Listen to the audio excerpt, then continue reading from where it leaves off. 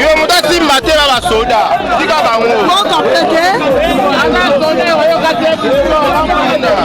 Moko boya kasi. Bakabola kate.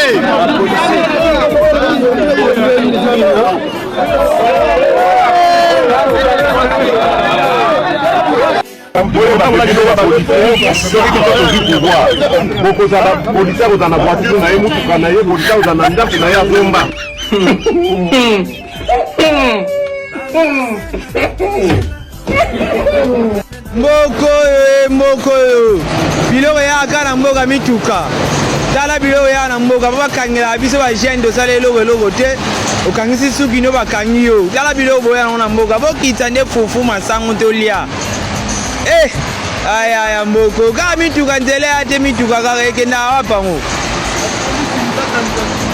la police mudakangisa suki ne bakangi biloko ya kana mboka na biso zaka bakaro ka odole kitaka te ka biloko ya na mboka yango tolembi bino distraction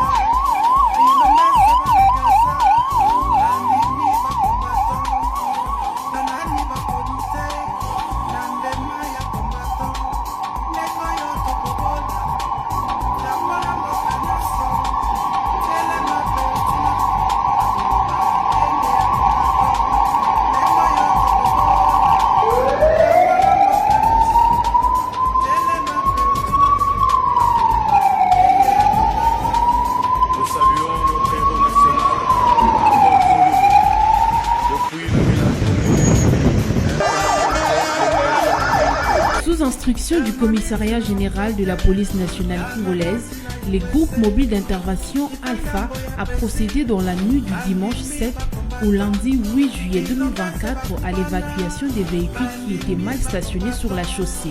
Il s'est pourrait que ces véhicules créent l'insécurité car les bandits urbains communément appelés Kuluna se cachent derrière ces engins automobiles pour terroriser les paisibles citoyens. Les commissaires Charlie Kassongo du GMI Alpha a interpellé les commandants des sous-SIAC de ne plus permettre le stationnement des véhicules et motos devant leur espace. Parce que bino musala za soutenir ba moto ba benga bino intervention moya bokende zate parce que okengela ba moto ba lobby sinon comme ça soto leki kaka to moto moto nyoso to memi yango te et puis comme ça moi la opération de l'autre kutika mutu la compte bien ça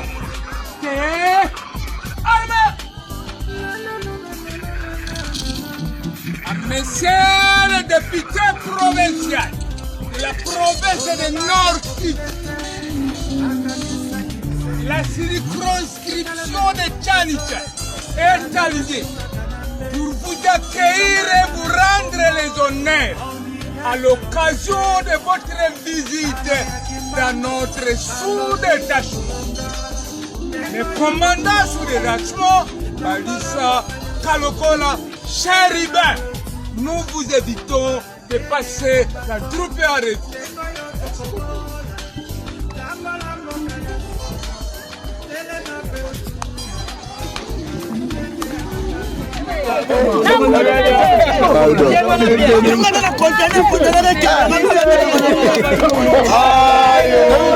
Olite moyibi ya ngulu ayo. Olite moyibi ya ngulu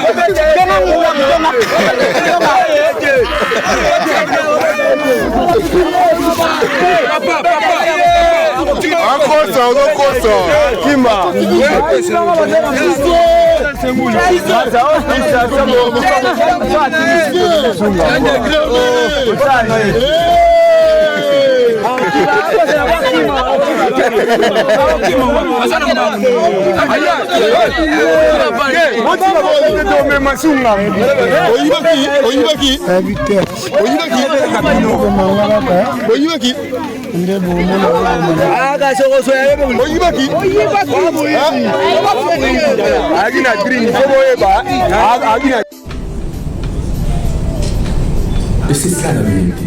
Vous êtes dans un pays où chacun fait la loi. Je pose une question. Tous les biens qui sont saisis même par les OPJ et tout vont où? C'est-à-dire qu'un OPJ peut se faire en matin, il va chez Maître Boris Mokou, mon aîné, à saisir et quoi? Saisir mon tout canal. Boité pour à saisir en gros, pe, à jouer à Tekiam. To, au moni à comme autant de la carne. Oh, ma moto n'en parlons pas.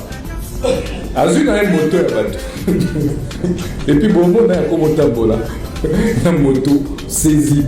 Non, mais il existe un office qui est chargé de gérer tous les biens saisis et confisqués.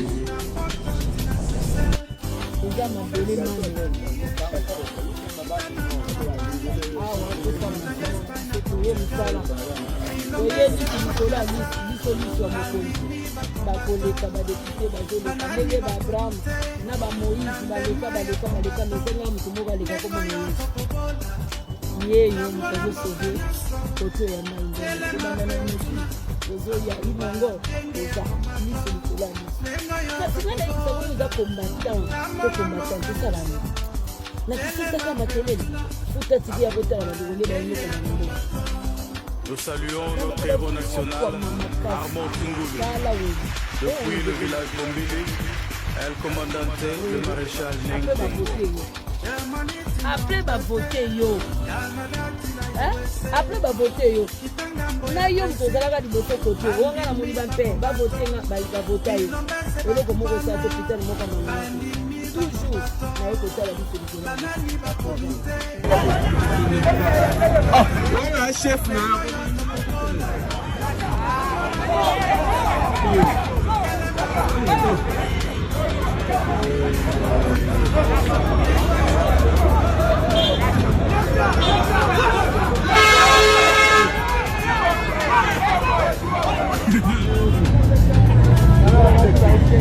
Non, je ne vais appeler personne. Non, je peux te donner le numéro de l'appel. Non. Je te donne le téléphone de l'appel. Non, mon général. Tu voulais appeler qui? Non, il y a une méprise. Pourquoi tu as bâché?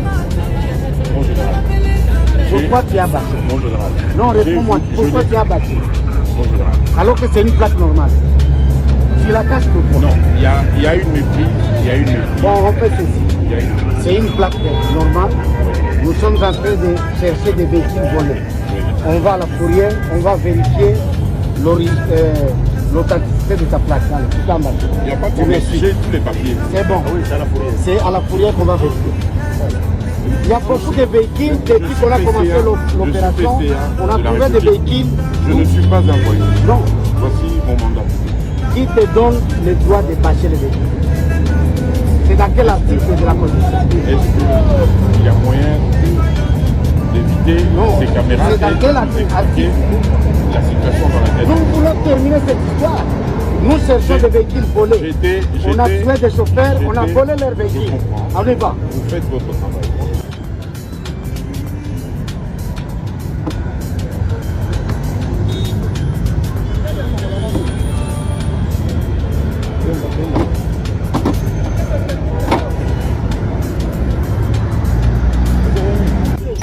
moko ne bienvenue à Oumela mutala esamba kitoko bonne tozolinga. Merci beaucoup. Vous avez de soutenir cette action 100% parce qu'on ne peut pas être au-dessus de la loi. C'est normal que tout le monde puisse respecter les normes et la condition routière. En tout cas, je soutiens le général qui puisse commencer comme ça. Je sais que ce n'est pas facile pour lui. Mais je crois qu'avec sa force et toute son équipe, et nous aussi la population, nous les soutenons, ça peut arriver à la fin. Merci. Merci beaucoup. Donc, mon consulat, papa, merci beaucoup. Soki autre côté pas le droit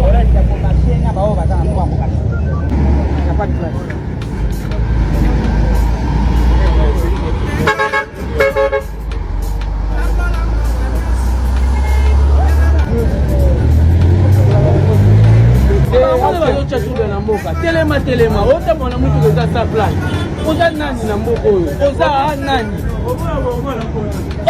aza nani na mboka atamona mutu eza sa place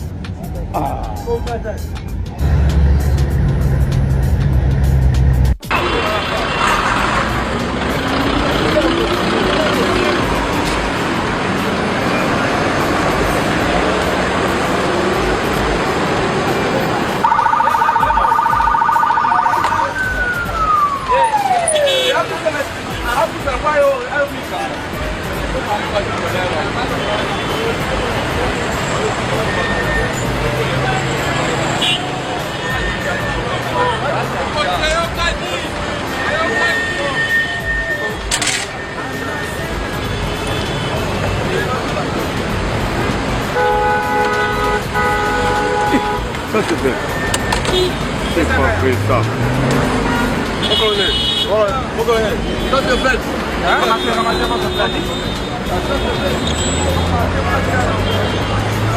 C'est bon.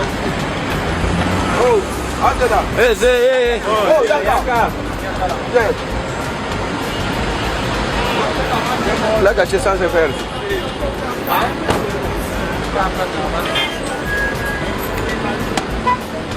C'est rasé. Non, mais tu vas pas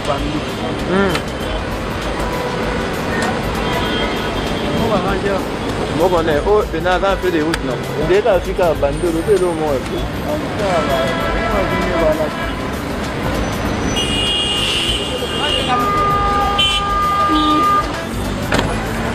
Venez.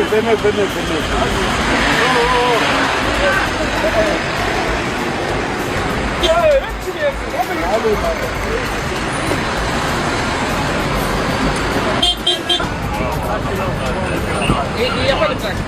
Ah, il n'y en a pas.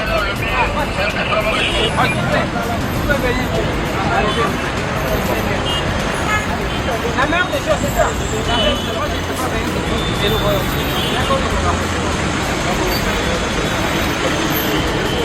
On va une seule la dégâts caméra.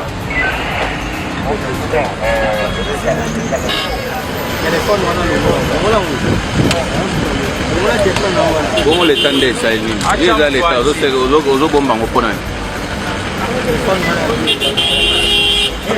Voilà.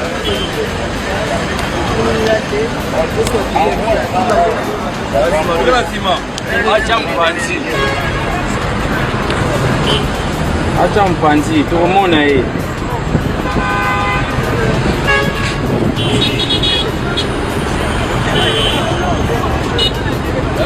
Akimi ndio basi sasa mpanzi.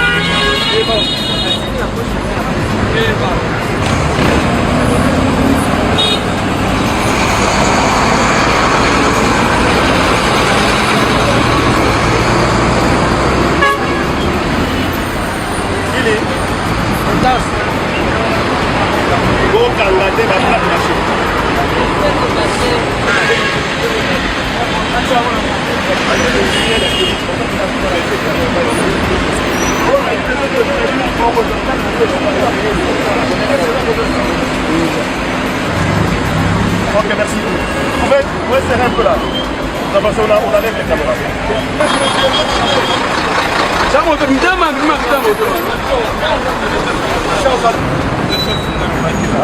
Les amis, on voit là.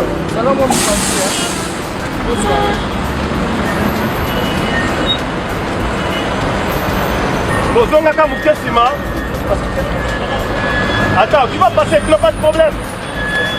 Tu as pris parce qu'il fallait qu'on libère ici.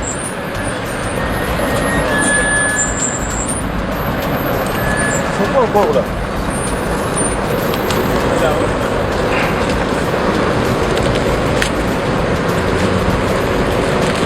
Mon Dieu.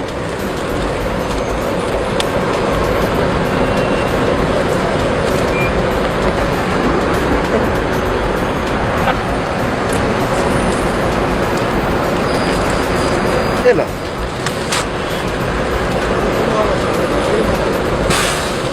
Oh, au Kandi Ango, on dirait colis au Kendenani, il a foni.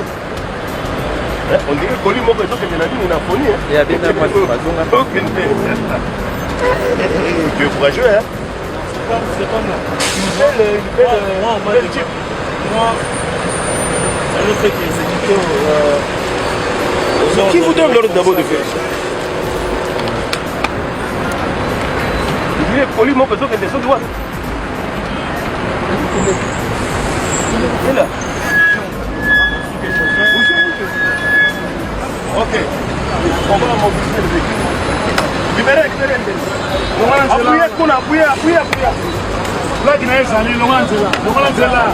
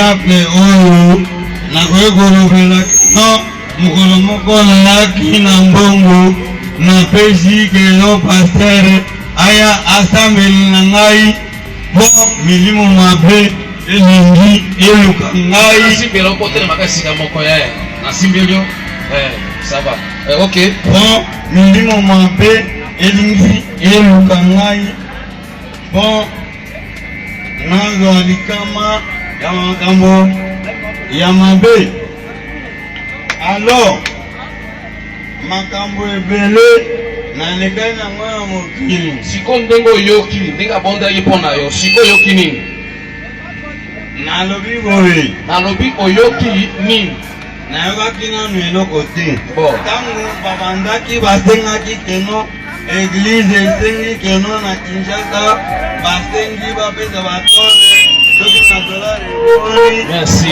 merci sikoyo makambo na yo loko oza soda yoka zela pesa nano mikro loko oza soda na respect nyonso soda atatolaka na eglize ndi yango tolobi te lobi okoya kotatola na eglize parce que oza zela ndesi voilà zela bon ça va okitisa nano ye po azonga na ndako tobetele sukusu maboko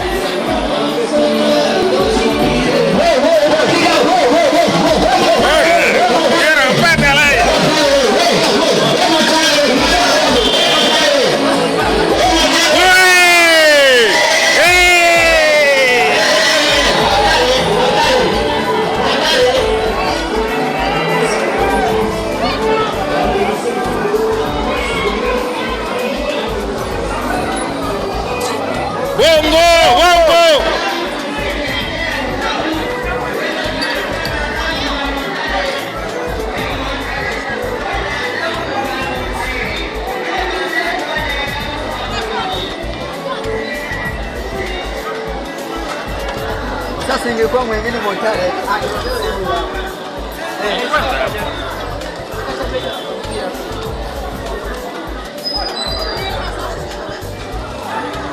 Motare kona.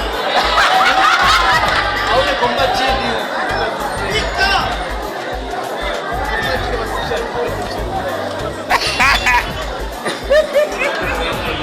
Ile moto haitarudia.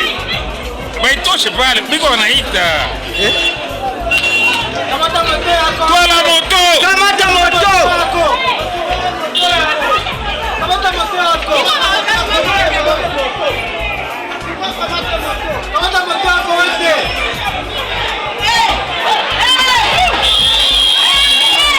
Simu chaje wewe.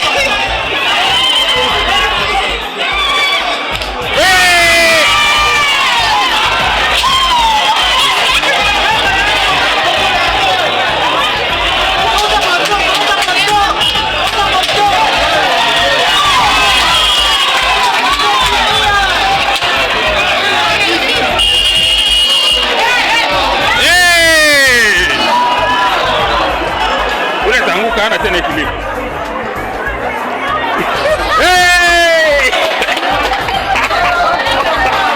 Munaziri mwe. My sense. Ule mkaka oh mai.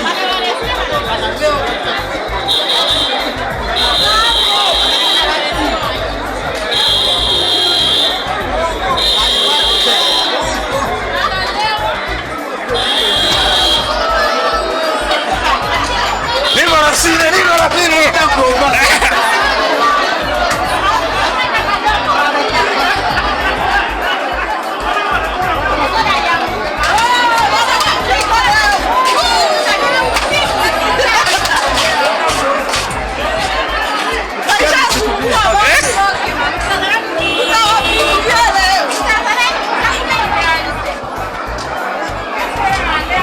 Utime na leo.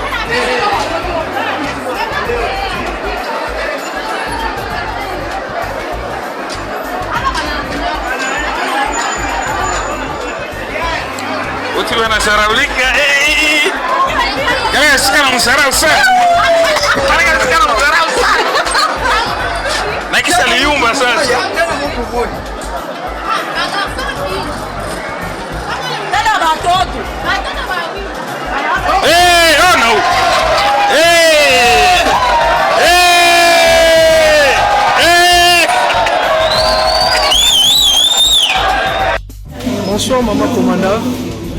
Bonsoir papa. Maman, pour te donner moi de la femme, je vais m'abandonner mon kili. Moussa ni yo ni moussa la pena. Moussa ngala ni moussa la. Na ko ngala za kaka policier. Policier examiner. Na ozala kaka na ko ngala za kaka policier na nko. Merci maman, to c'est belle belle. Ça m'a bien na moussa la na yo. Merci beaucoup. Merci. Bobo to la policier pouvoir. Policier kangi mutu na balabala. Mais général a bengi na téléphone. Mais respect mon général. Ouais, ou quoi? Ou du peigne? Abino, je suis vers Pongabia, tout ça. Qu'est-ce que c'est? Oh non, maman, on a ta monnaie. Ok, c'est bon.